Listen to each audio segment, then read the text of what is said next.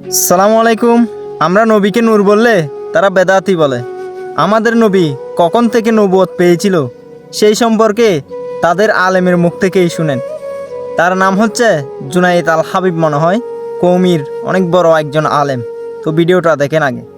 মুহাম্মদুর রাসূলুল্লাহ সাল্লাল্লাহু আলাইহি ওয়াসাল্লামকে একজন জিজ্ঞেস করেছেন, হুজুর আপনি নবী হইলেন কবে? রাসূল বলেছেন, কুনতু নাবিয়্যান ওয়াল আদামু বাইনাল মা'i ওয়াত তিন। আমি তখনও নবী ছিলাম যখন আদম আলাইহিস সালাম পানি আর মাটিতে মিশ্রিত অবস্থায় ছিল। জিবরাইল আমিন এসে একদিন রাসূলকে জিজ্ঞেস করতেছেন, হুজুর আপনার বয়স কত? রাসূলুল্লাহ সাল্লাল্লাহু আলাইহি ওয়াসাল্লাম জিবরাইলকে জিজ্ঞেস করতেছে, জিবরাইল আমার বয়স পরে বলবো, আগে বলো তোমার বয়স কত? কিছু আছে কিছু, আগে বলো তোমার বয়স কত? জিবরাইল আমিন হুজুর আমার ডেট অফ বার্থ জানা নাই। বুঝেন নাই উদাহরণ?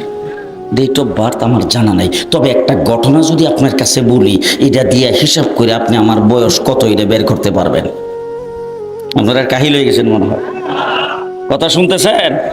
জিবরাইল বলতে শুধু একটা ঘটনা বললে আপনি হিসাব করে তারপর আমার বয়সটা বের করতে পারবেন। যখন এই কথা বলছেন রাসূল বলে, কি ঘটনা? বল, হুজুর আমাকে যখন আল্লাহ সৃষ্টি করেছেন তখন আমি আরশের নিকটে দেখতাম একটা তারা উঠতো, একবার উঠলে ৭০,০০০ বছর থাকতো।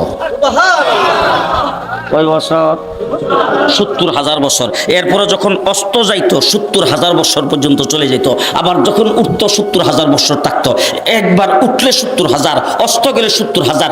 এইভাবে তারাটা উঠতে আর অস্ত যাইতে আমি ৭২,০০০ বার দেখছি। হুজুর এখন হিসাব করে আমার বয়সটা কত এটা আপনি বের করে নেন। রাসূলুল্লাহ সাল্লাল্লাহু আলাইহি সাল্লাম বলেন, হিসাব করার জন্য তো ক্যালকুলেটর মেশিন লাগবে, সেই মেশিনটা তো এখন নাই, হিসাবটা পরে করব।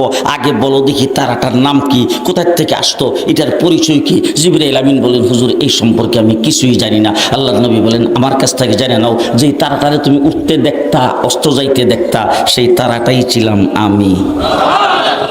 এখন তুমি হিসাব করে বের করো আমার বয়স কত।